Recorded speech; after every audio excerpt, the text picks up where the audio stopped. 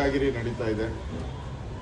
ಸ್ವತಃ ಮುಖ್ಯಮಂತ್ರಿಗಳೇ ಎಲ್ಲರನ್ನೂ ಕರ್ಕೊಂಡೋಗಿ ಸಭಾಪತಿಗಳ ಚೇಂಬರ್ಗೆ ಹೋಗಿ ಬಲವಂತವಾಗಿ ಸುಮಾರು 1 ಗಂಟೆಗಳ ಕಾಲ ಅಲ್ಲಿ ಬಲವಂತ ಮಾಡಿ ರಾಜೀನಾಮೆ ಪಡೆದಿರುವಂಥದ್ದು ಕರ್ನಾಟಕದ ವಿಧಾನ ಪರಿಷತ್ಗೆ ಒಂದು ರೀತಿ ಕಳಂಕ ಇದೆ.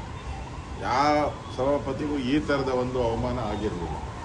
ಮೊದಲು ಕಾಂಗ್ರೆಸ್ ಲೆಟರ್ಡಲ್ಲೇ ಘೋಷಣೆ ಮಾಡಿರೋದು ದೊಡ್ಡ ಅಪರಾಧ, ಅದು ಸಂವಿಧಾನಕ್ಕೆ ವಿರೋಧವಾಗಿ ಸಂವಿಧಾನಕ್ಕೆ ಅಪಚಾರ ಮಾಡಿದ್ದಾರೆ.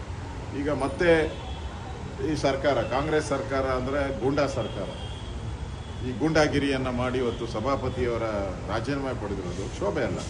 ಬೆಳಗ್ಗೆನೂ ಕೂಡ ನಾನು ಅವ್ರ ಜೊತೆ ಮಾತಾಡಿದೆ. 4 ಗಂಟೆಗೆ ನಮ್ಮ ಮುಖಂಡರ ಸಭೆ ಇದೆ, ಅದಾದಮೇಲೆ ನಾನು ತಿಳಿಸ್ತೀನಿ ಅಂತ ಹೇಳಿದೆ. ಆಯಿತು, ತಿಳಿಸಿ, ಅದಾದಮೇಲೆ ನಾನು ಯೋಚನೆ ಮಾಡ್ತೀನಿ ಅಂತ ಈಗಾಗಲೇ ಅವ್ರು ಅನೌನ್ಸ್ ಮಾಡಿದ್ದಾರೆ. 14ನೇ ತಾರೀಕು ನಾನು ಸದನಕ್ಕೆ ಬಂದು ಸದನದಲ್ಲಿ ಎಲ್ಲರಿಗೂ ಥ್ಯಾಂಕ್ಸ್ ಹೇಳಿ ಆಮೇಲೆ ನಾನು ರಾಜೀನಾಮೆ ಕೊಡ್ತೀನಿ ಅಂತ ವ್ಯಕ್ತ ಮಾಡಿದ್ದಾರೆ.